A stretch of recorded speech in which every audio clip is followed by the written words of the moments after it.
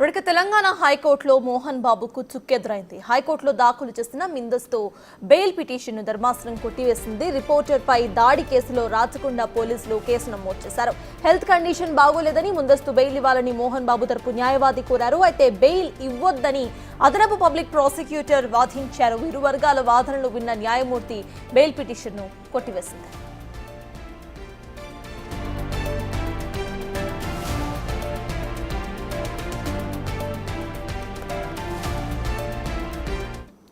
దానికి Mohan Babu bail petition ను ఇటు హైకోర్టు కొట్టివేసింది. ఇదే అంశంపై పూర్తి డీటెయిల్స్ మా ప్రతినిధి సురేష్ లైవ్ లో అందించడానికి సిద్ధంగా ఉన్నారు. సురేష్, చెప్పండి.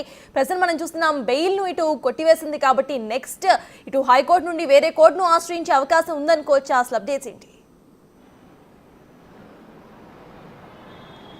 మోహన్ బాబు తనపై నమోదైనటువంటి హత్యాయత్నం కేసులో ముందస్తు బెయిల్ ఇవ్వాలని చెప్పేసి కూడా హైకోర్టులో పిటిషన్ దాఖలు చేయడం జరిగింది.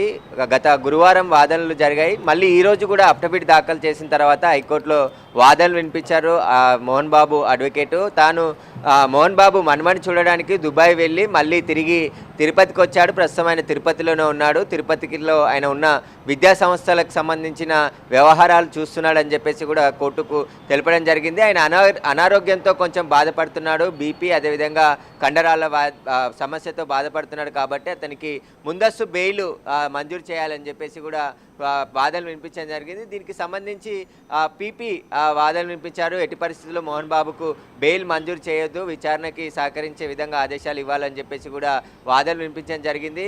Mohan Babu already high influence person కాబట్టి ఆయనకి ముందస్తు బెయిల్ మంజూరు చేసే కేసు తప్పుదోవ పట్టించే అవకాశం ఉందని చెప్పేసి కూడా వాదనలు వినిపించడంతో కోర్టు కొద్దిసేపటి క్రితమే ఆయన పిటిషన్ని కొట్టివేస్తూ ఆర్డర్స్ ఇవ్వడం జరిగింది. మోహన్ బాబుకి హైకోర్టులో ఇప్పుడు చుక్కెదిరి అయింది ఖచ్చితంగా. ఎందుకంటే సింగిల్ బెంచ్లో ఆయన బెయిల్ పిటిషన్ దాఖలు చేశారు కాబట్టి దానిపై వాదనలు విన్న న్యాయమూర్తి ఆయన ముందస్తు బెయిల్ పిటిషన్ అయితే కొట్టివేయడం జరిగింది.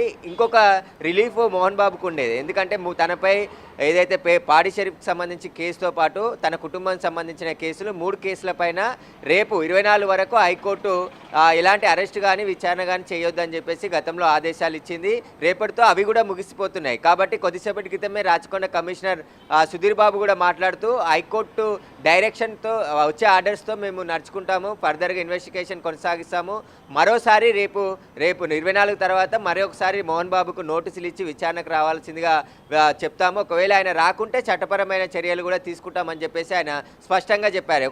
మరోసారి రాచకొండ పోలీసులు మోహన్ బాబుకు నోటీసులు ఇస్తే ఆయన విచారణకు ఒకవేళ రాకుంటే ఖచ్చితంగా ఆయనను అరెస్ట్ చేసి విచారించే అవకాశమే స్పష్టంగా కనబడుతుంది. ఎందుకంటే ఆయన తప్పించుకునే ప్రయత్నం కూడా ఉంది కాబట్టి హై ఇన్ఫ్లుయెన్స్కి సంబంధించిన వ్యక్తి కాబట్టి ఆయనకు సంబంధించి విచారణ చట్ట ప్రకారమే కొనసాగుతుంది. ఇక్కడ చట్టం ఎవరికైనా ఒకే విధంగా ఉంటుందని చెప్పేసి కూడా పోలీసులు స్పష్టంగా చెప్తున్నారు.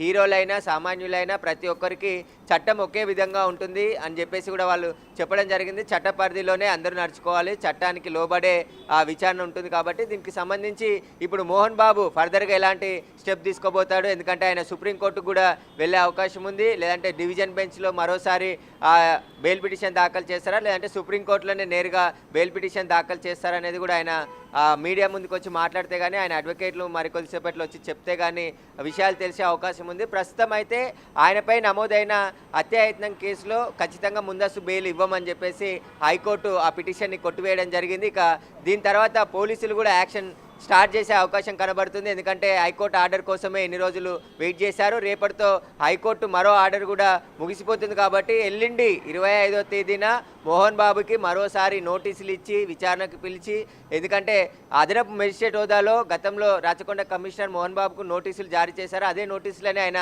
హైకోర్టులో సవాల్ చేశారు.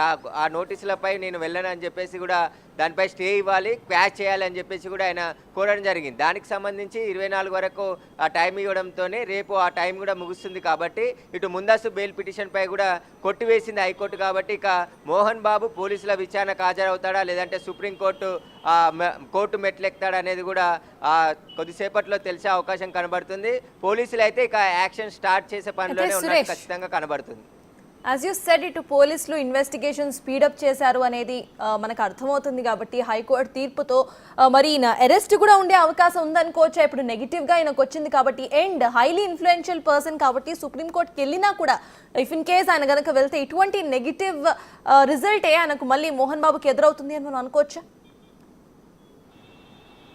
ఖచ్చితంగా, ఎందుకంటే ఆయన ఇక్కడ హత్యాయత్నం కేసు అంటే 307 గతంలో ఉండే ఇప్పుడు బిఎన్ఎస్ యాక్ట్ 109కి సంబంధించి నాన్ బెయిలబుల్ కేసు ఇది. ఇందులో స్టేషన్ బెయిల్ అనేది ఉండదు, 10 సంవత్సరాలకు పైబడే శిక్ష ఉన్న కేసు కాబట్టి ఆయనని ఖచ్చితంగా అరెస్ట్ చేసి రిమాండ్కి తరలించి ఆ తర్వాత కస్టడీకి తీసుకొని విచారించే అవకాశం కూడా స్పష్టంగా కనబడుతుంది. నార్మల్గా ఎవరైతే ఈ 307 కానీ ఇట్లా ఇప్పుడు 109కి సంబంధించి హత్యాయత్నం కేసులో అరెస్ట్ చేసి ఖచ్చితంగా రిమాండ్కి తరలిస్తారు. నాన్ బెయిలబుల్ సెక్షన్ కాబట్టి ఆ అరెస్ట్ చేస్తారనే ముందస్తుగానే మోహన్ బాబు హైకోర్టులో మెట్లెక్కడం జరిగింది. తనకు యాంటిసిపేటరీ బెయిల్ మంజూరు చేయాలని చెప్పేసి కూడా కోర్టు ముందు మోహన్ బాబుకు సంబంధించిన న్యాయవాది వాదనలు వినిపించడం జరిగింది. ఆయన ఏజు అదేవిధంగా ఆయనకు సంబంధించిన ఆరోగ్య సమస్యలని దృష్టిలో ఉంచుకొని ముందస్తు బెయిల్ ఇవ్వాలని చెప్పేసి కూడా కోరారు. కానీ ఇప్పుడు మోహన్ బాబు కోరిన పిటిషన్లో నిరాకరించింది హైకోర్టు, స్పష్టంగా కొట్టివేయడం జరిగింది. ఇప్పుడు ఆయన సుప్రీంకోర్టు వెళ్తారా లేకుంటే ఆలోపే పోలీసుల యాక్షన్ కూడా స్టార్ట్ అవుతుందా అనేది కూడా మరొక రోజులో తెలిసిపోయే అవకాశం కనబడుతుంది. Right, thank you Suresh.